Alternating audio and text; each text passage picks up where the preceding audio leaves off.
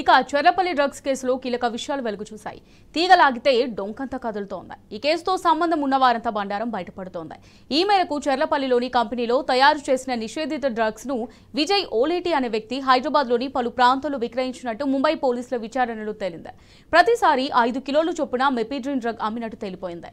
ఈ మేరకు ఒక్కో కిలో 50 లక్షల చొప్పున అమ్మినట్టు పోలీసులు తెలిపారు. ఇందుకు గాను విజయ్ ఓ గ్యాంగ్ ను ఏర్పాటు చేసుకుని సప్లై చేసినట్టుగా తెలుస్తోంది. మరింత సమాచారం మా ప్రతినిధి రంజిత్ అందిస్తారు.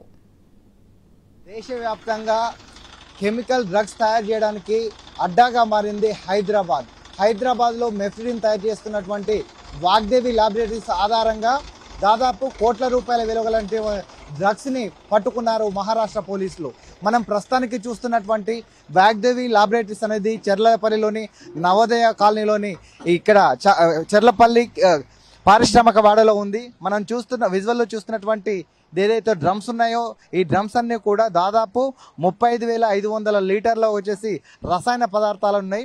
ఈ రసాయన పదార్థాల ఆధారంగానే మెఫిడ్రిన్ అనేది తయారు చేస్తారు.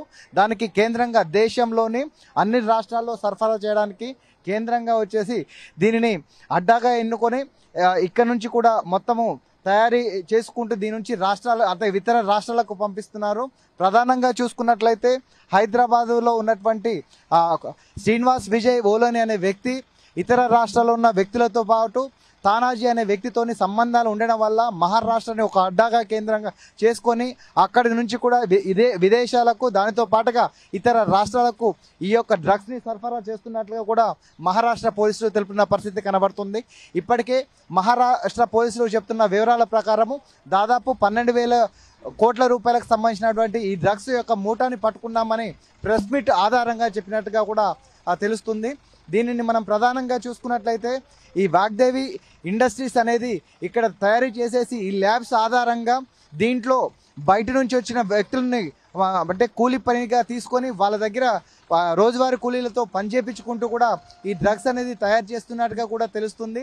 దాదాపు అంటే హైదరాబాద్ కేంద్రంగా వచ్చేసి ఇంత పెద్ద మూట అనేది దొరకడం అనేది అందరికీ ఆశ్చర్యంగా చూస్తుంది. దాదాపు 159 దాదాపు డ్రమ్స్ ఏదైతే ఉన్నాయో ఈ డ్రమ్స్లో ఉన్నాయి. దీంట్లో 35,500 లీటర్లు వచ్చేసి ఇథైల్ ఎసిట్ అనేది ఆయిల్ అనేది హైదరాబాద్ నుంచి మహారాష్ట్రకు పోలీసులు తీసుకుపోతున్న పరిస్థితి మనకు కనబడుతుంది.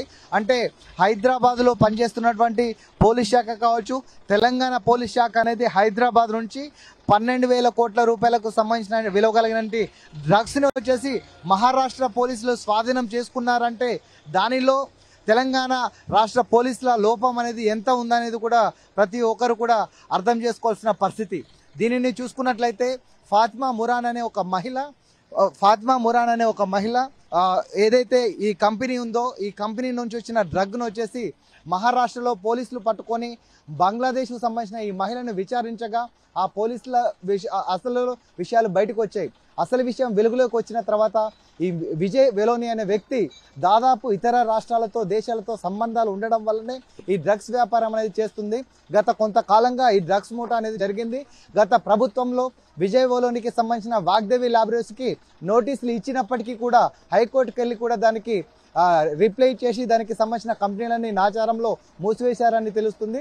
దాని తర్వాత వచ్చేసి గత 2 సంవత్సరాల క్రితం చెర్లపల్లిలో ఓన్లీ చెర్లపల్లి పారిశ్రామిక టార్గెట్గా చేస్తూ ఇక్కడికి ఇతర రాష్ట్రాల నుంచి కెమికల్ని తీసుకువచ్చి ఆ కెమికల్ ఆధారంగా ఏదైతే మెఫిడ్రిన్ ఉందో ఈ మెఫిడ్రిన్ యొక్క మత్తు పదార్థంని తయారు చేసేసి దీని ద్వారా వచ్చేసి కోట్ల రూపాయలు సంపాదించడానికి పన్నాంగం కట్టాడు. కాకపోతే దీనిని పోలీసులు గుర్తించడంలో కావచ్చు, నార్కోటిక్ పోలీసులు దాంతోపాటుగా ఎస్బీ వాళ్ళు కావచ్చు, ఇంటెలిజెన్స్ వాళ్ళు కావచ్చు, ప్రతినిత్యం ఈ పారిశ్రామిక వాడలో ఉన్నటువంటి ఇండస్ట్రీకి సంబంధించిన ఎవరైతే అధికారులు ఉన్నారో దాన్ని ఎందుకు తనిఖీలకు చేయబోతున్నారని కూడా ఇప్పటికే సిపిఎం నేతలు కూడా ప్రశ్నించిన పరిస్థితి కనబడుతుంది.